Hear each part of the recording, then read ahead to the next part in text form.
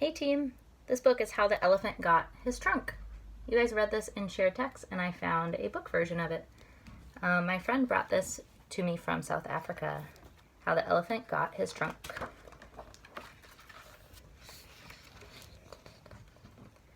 Long, long ago in Africa, the elephants that roamed the veld looked much like they do today.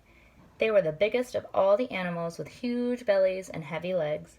The elephants had enormous ears and 2 white tusks, but there was something quite different about the elephants all those many years ago. You see what's different? They did not have a long trunk. Instead, all the elephants had short and rather funny little noses.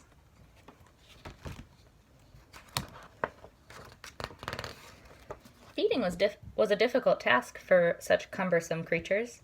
They would have to bend down on their knees and eat the grass. Drinking was also not very easy. The elephants would have to wade into the water and kneel down to quench their thirst. It's hard to have such little noses. One day, the herd of elephants had wandered far in search of water. Eventually, they found a new river, and before long, they were kneeling in the cool water to gulp down as much as they could.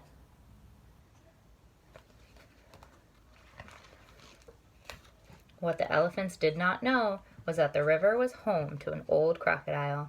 The crocodile was big and strong and always hungry.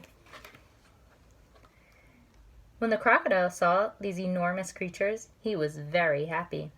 One of these big animals would make a lovely meal, he thought, as he swam slowly closer, with only his eyes peering out from under the water.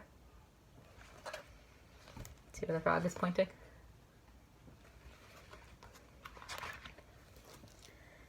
The elephants did not notice the greedy crocodile approaching. Too busy were they slurping up the water on their bent knees. As Crocodile got closer, he slowly opened his long jaws, wider and wider until snap! He clamped his mouth over a young elephant's nose. The poor young elephant got such a fright that he immediately pulled backwards to free himself. The crocodile himself was also surprised. Usually, catching a creature was easy work. And so the struggle began.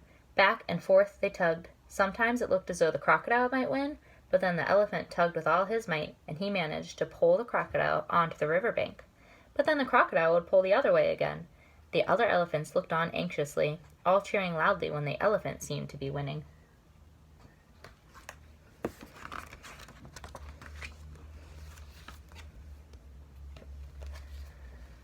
Soon a crowd of other animals gathered at the water. Monkeys, zebras, buck, warthog, flamingos, and many more, all cheering the elephant on because at one time or another they had all lost a friend to the jaws of the nasty crocodile.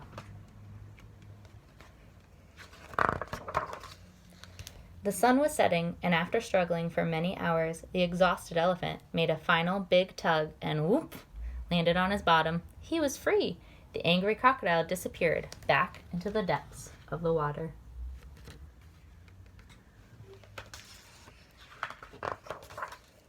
The animals on the riverbank cheered and rejoiced, so happy that the young elephant was safe and that someone had finally beaten the ugly old croc.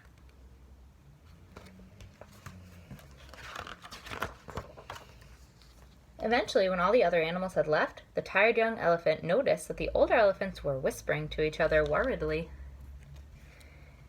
His younger friends, on the other hand, were snickering and laughing. His sore and throbbing nose was what they were all talking about. Peering at his reflection in a puddle next to him, the elephant realized why they were making such a fuss. His nose had been stretched so long that it now looked like a snake.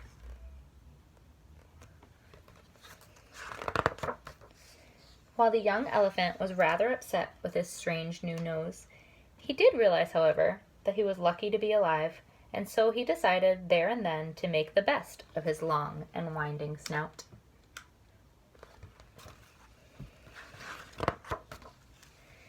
And that's exactly what he did. Soon it was the other elephants that were feeling sorry for themselves. With Elephant's new trunk, he was able to reach the highest branches for juicy leaves, and no longer did he kneel to drink. He could simply slurp up the water with his fantastic new nose. It wasn't long before the other elephants made their way back to that riverbank to have tug-of-war with the old crocodile. One by one they came back with their stretched noses, and each elephant discovered how wonderful it was to have a long trunk instead of a short and stumpy nose.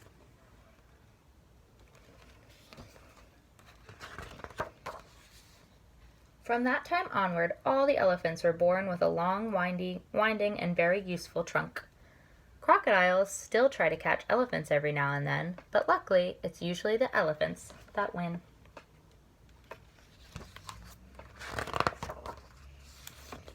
The end. This might have been a little bit different than the version that you know, but just like in shared text, we know that folktales and legends have lessons in them. What do you think the lesson in this book was, and how can you apply that lesson to your own life? Happy reading!